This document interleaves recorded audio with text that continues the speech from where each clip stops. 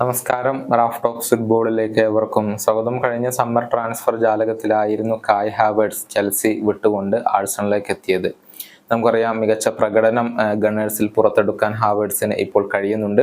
Premier ലീഗിൽ 12 ഗോളുകളും 6 അസിസ്റ്റുകളും അദ്ദേഹം സ്വന്തമാക്കിയിട്ടുണ്ട് എന്നുള്ളതാണ്. ഇപ്പോൾ പരിശീലകനായ ആർട്ടറ്റയ്ക്ക് കീഴിൽ സ്റ്റാർട്ടിംഗ് 11-ൽ സ്ഥിര സാന്നിധ്യമാവാൻ ഹാവേർട്സിന് കഴിഞ്ഞിട്ടുണ്ട്. എന്നാൽ ഇത് തിരിച്ചടിയായിരിക്കുന്നത് ആഴ്സണലിന്റെ ബ്രസീലിയൻ സൂപ്പർ താരമായ ഗബ്രിയൽ ജീസസിനാണ്.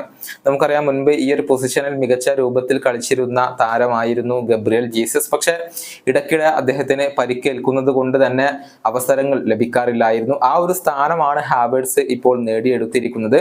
ഹാവേർട്സ് ഉള്ളത് കൊണ്ട് തന്നെ ഗബ്രിയൽ ജീസസിന് ഇപ്പോൾ വേണ്ടത്ര അവസരങ്ങൾ ലഭിക്കുന്നില്ല എന്നുള്ളതാണ്. ജനുവരിക്ക് ശേഷം ലീഗിൽ കേവലം 2 മത്സരങ്ങളിൽ മാത്രമാണ് ഗബ്രിയൽ ജീസസ് ക്ലബിന് വേണ്ടി സ്റ്റാർട്ട് ചെയ്തിട്ടുള്ളത്. 3 മത്സരങ്ങളിൽ അൺയൂസ്ഡ് സബ്സ്റ്റിറ്റ്യൂട്ട് ആയിക്കൊണ്ട് തുടരുകയും ചെയ്തു. വളരെ ചുരുങ്ങിയ അവസരങ്ങൾ മാത്രമാണ് ഇപ്പോൾ അദ്ദേഹത്തിന് ലഭിക്കുന്നത്. അതിന്റെ പ്രധാന കാരണം പരിക്കും അതുപോലെ തന്നെ ഹാവേർട്സിന്റെ ഇപ്പോഴത്തെ മികച്ച ഫോമും തന്നെയാണ്. അതുകൊണ്ട് തന്നെ ഗബ്രിയൽ ജീസസിനെ ഇപ്പോൾ ഒഴിവാക്കാൻ ആഴ്സണൽ ആലോചിക്കുന്നുണ്ട് എന്നുള്ളതാണ്. വരുന്ന സമ്മർ ട്രാൻസ്ഫർ വിൻഡോയിൽ താരത്തെ കൈവിടാനാണ് ആഴ്സണലിന്റെ തീരുമാനം.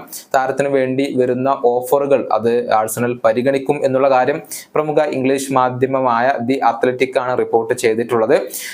ഇംഗ്ലീഷ് പ്രീമിയർ ലീഗിലെ തന്നെ ചില ക്ലബ്ബുകൾക്ക് അദ്ദേഹത്തിൽ താല്പര്യമുണ്ട്. മാത്രമല്ല, യൂറോപ്പിലെ പല ക്ലബ്ബുകൾക്കും താല്പര്യമുള്ള ഒരു താരം കൂടിയാണ് ഗബ്രിയൽ ജീസസ്. അദ്ദേഹത്തിന് 2027 വരെ കോൺട്രാക്ട് അവശേഷിക്കുന്നുണ്ട്. പക്ഷെ വരുന്ന സമ്മറിൽ അദ്ദേഹം ക്ലബ്ബ് വിടാൻ സാധ്യതകൾ ഏറെയാണ് എന്നാണ് ഇപ്പോൾ റിപ്പോർട്ടുകൾ ചൂണ്ടിക്കാണിക്കുന്നത്.